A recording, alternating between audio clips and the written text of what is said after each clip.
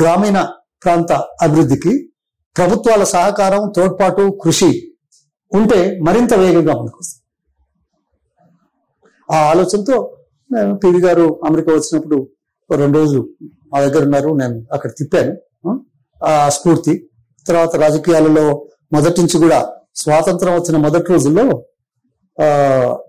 3 ముఖ్యమైన ఉద్యోగ అవకాశాలు ఉండేవి. ఒకటేమో విద్యాశాతం తక్కువ ఉన్నదని చెప్పి ఏం చేశారు, స్కూల్స్, టీచర్స్. రెండవది రైల్వేస్ ఎక్స్పాండ్ చేశారు, రైల్వేలో ఉద్యోగాలు దొరికింది. మూడవది దేశ భద్రత కోసం ఆర్మ్డ్ ఫోర్సెస్ లో ఉద్యోగాలు ఇచ్చారు. కొద్దిగా బాగా చదువుకున్న వాళ్ళకు ఆర్మ్డ్ ఫోర్సెస్, నెక్స్ట్ ఇది, తర్వాత ఉద్యోగాలు. ఆ ఉద్యోగాలతోటి ఏంటి అంటే ఇది ఎందుకు వచ్చింది, మాకు ఆ స్ఫూర్తి ఇచ్చారు టీచర్లు. President of India Rajendra Prasad 1955లో అనుకుంటాను వరంగల్ వస్తే మీరు బాగా చదువుకోవాలి పిల్లలు అని టీచర్లు ఆ ప్రబోధాలు, ఆ ఇన్స్పిరేషన్ వాళ్ళు ఇచ్చారు. ఓ ప్రెసిడెంట్ వస్తున్నాడు. తర్వాత మేధావుల గురించి, కవుల గురించి, తత్వవేత్తల గురించి, ఇలా పెద్ద పెద్ద వాళ్ళు చేసేపటికనే ఈ వారసత్వం నుంచి వచ్చిన వాళ్ళు కాబట్టి మన దేశం ఎంతో బాగుండే ప్రపంచంలో అత్యంత శక్తివంతమైన ఆర్థిక శక్తి కలిగిన దేశం ఏది, మన వీళ్ళు ముస్లిం రాజ్యం ఏర్పడినాడు కూడా భారతదేశం. ఆ తర్వాత బ్రిటిష్ వాళ్ళు వచ్చిన తర్వాత చితికిపోయింది, అంతే కదా. పాయిహాన్ గున్సాంగ్ ఎందుకు వచ్చారు చైనా నుంచి ఆ కాలంలో ఈ దేశం గురించి? కొలంబస్ దేనికోసం బయలుదేరాడు? ఇండియాకు రావాలనే కదా ఆ రోజుల్లో. దారి తప్పి అమెరికన్ కోస్ట్ పోతే అక్కడ జనం ఎర్రగా కనపడితే వాళ్ళని రెడ్ ఇండియన్స్ అన్నారు. పేరు అట్లా వచ్చింది. అంటే ఈ దేశం అంత గొప్ప దేశం. ఆ స్ఫూర్తితో టీచర్లు ఆ రోజుల్లో చెప్పేవాళ్ళు, మేము 6 కిలోమీటర్ల నుంచి రైలెక్కి ₹0.50 పెట్టి రైలెక్కి తర్వాత 6 కిలోమీటర్లకు 12 పైసల బస్ ఛార్జీలు తగ్గుతాయని చెప్పి 6 కిలోమీటర్లు నడిచి ఆ మహానుభావుని స్పీచ్ మాకు విన్నాము. మాకేమైనా అర్థమైందా? కాదు. కానీ ఆ స్ఫూర్తి ప్రభావం ఆ టీచర్లు ఆ రోజుల్లో ఉన్నవాళ్ళు. అందుకే రాజకీయాల మీద ఇంట్రెస్ట్. రాజకీయాలతోటి ప్రజా జీవితాన్ని మార్చగలిగే శక్తి తీసుకురావాలా, రాజకీయాలతోటి సాధ్యమవుతుంది, వ్యక్తిగతంగా కాదు అనేది ఉన్నది. మేము ఇంత పనిచేసినందుకు మా 12 మందిని పౌల్ట్రీ లెజెండ్స్ ఆఫ్ ఇండియా అని పెట్టారు. ఈ రంగం గురించి ఇందిరాగాంధీ నుంచి, రాజీవ్ గాంధీ నుంచి, ఇక్కడ ఉన్న ముఖ్యమంత్రుల దగ్గర నుంచి కూడా చాలా ప్రోత్సాహకాలు, ఇన్సెంటివ్స్ ఇప్పించే పని చేస్తే ఈ రోజు ప్రపంచంలో 3వది అత్యంత ఎక్కువ ఉద్యోగాలు కల్పించిన విభాగం. అట్లా సో రాజకీయాలకు వచ్చాం. రాజకీయాలకు వచ్చి ఈ దృష్టితో చేస్తే అదే 1991లో నన్ను మంత్రిగా చేశారు. నేను అమెరికా నుంచి వచ్చి 78లో అయితే 80లో 84లో పివి గారికి పార్లమెంట్ ఎలక్షన్ లో ఇన్ఛార్జ్ గా పనిచేసి 7 అసెంబ్లీ సెగ్మెంట్లకు చేసినా గానీ 85 వరకు మనకు ఛాన్స్ దొరకలా. ఏది డాలర్ లక్ష్మయ్య అని గొప్పవాళ్ళు వామపక్షాలు ఎట్లాగో మాట్లాడతాయి, కానీ సమాజంలోని గొప్ప వాళ్ళకి అదే మాట్లాడారు. మా స్థానాలను కొట్టేస్తారన్నది ఒకటైతే, ఇక బాగా ఉన్నాడు కదా అది కూడా ఇప్పుడు 85 ఏంటి, ఎన్టీ రామారావు గారు, గవర్నర్ రామ్లాల్, నాదెళ్ల భాస్కరరావు 30 రోజుల ప్రభుత్వం, మళ్ళీ ఎన్నికలు. ఆ ఎన్నికలు ఏంటో మీకు తెలుసు చరిత్ర, ఎన్ని సీట్లు వచ్చాయి, అంతా వాషౌట్ కదా. ఆ సమయంలో నాకు ఇచ్చారు. గతేంద్ర లేని పరిస్థితుల్లో ఇన్ని సంవత్సరాలు అయింది, ఇంత పని చేశాడు, చేయకపోతే బాగుండదు, 4 డబ్బులు ఖర్చు పెట్టుకుంటాడు, పార్టీ పరువు కాపాడుతాడు అనే ఉద్దేశంతో ఇచ్చారు. నాకు మేలే చేశారు కాదన, కానీ ఓడిపోయిన తర్వాత అదే రోజు నుంచే గ్రామాలు తిరగడం మొదలుపెట్టారు.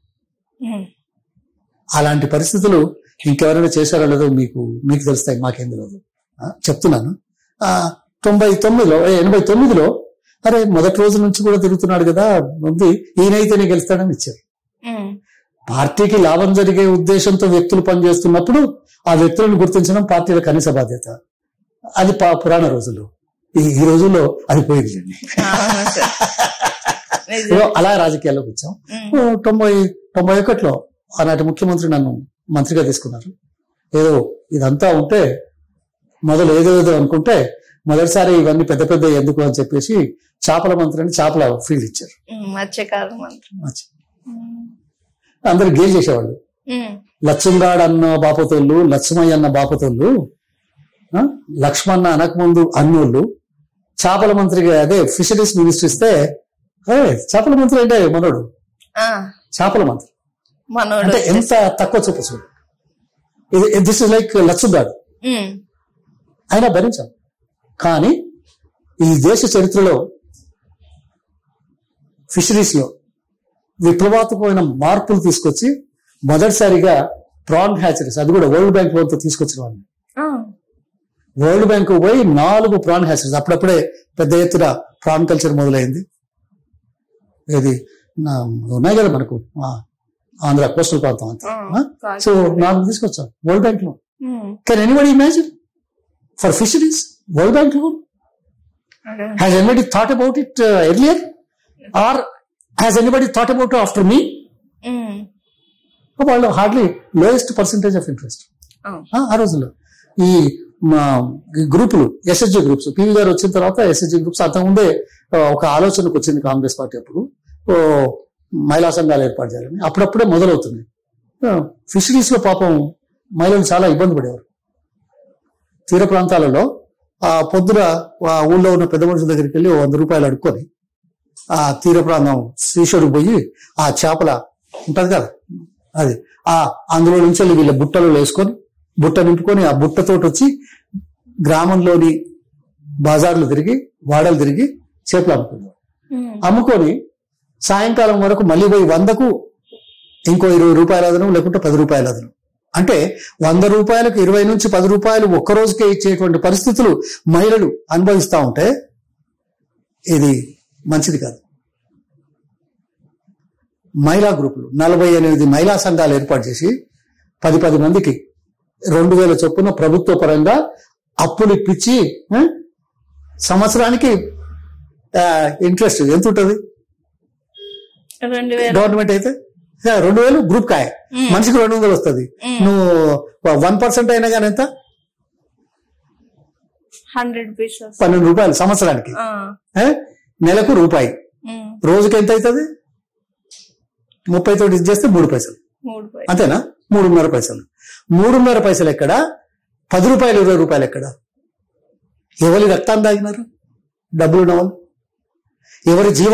ఎవరి జీవితాలతో చెలగాటం ఆడుకొని ముందుకొచ్చారు, డబ్బు కూడబెట్టుకున్నారు. పేద ప్రజల జీవనం మీద ఎక్స్ప్లాయిట్ చేసి పెత్తనాలు చెలాయించడం, ప్రభుత్వాలు చెలాయించడం, వాళ్ళని ఆదుకోకపోవడం నేరం కదా? అమానవీయం కదా? మానవతా దొరుకుదాం ఇక్కడ. అందుకే మానవీయ కోణం మోర్ ఇంపార్టెంట్. రాజకీయాలు, అధికారం మానవీయ కోణంలో ఉన్న నిర్భాగ్యులకు సహాయపడే విధంగా చేసే కార్యక్రమాల కోసం రాజకీయాలు ఉండాలి. కానీ నా కోసం, నా పదవి కోసం, నా సంపాదన కోసం రాజకీయం అయితే. Hi, this is Swathi. Like చేయండి, షేర్ చేయండి, కమెంట్ చేయండి అండ్ సబ్స్క్రైబ్ చేయండి GR TV. Hi, this is Monica. Please like, share and subscribe GR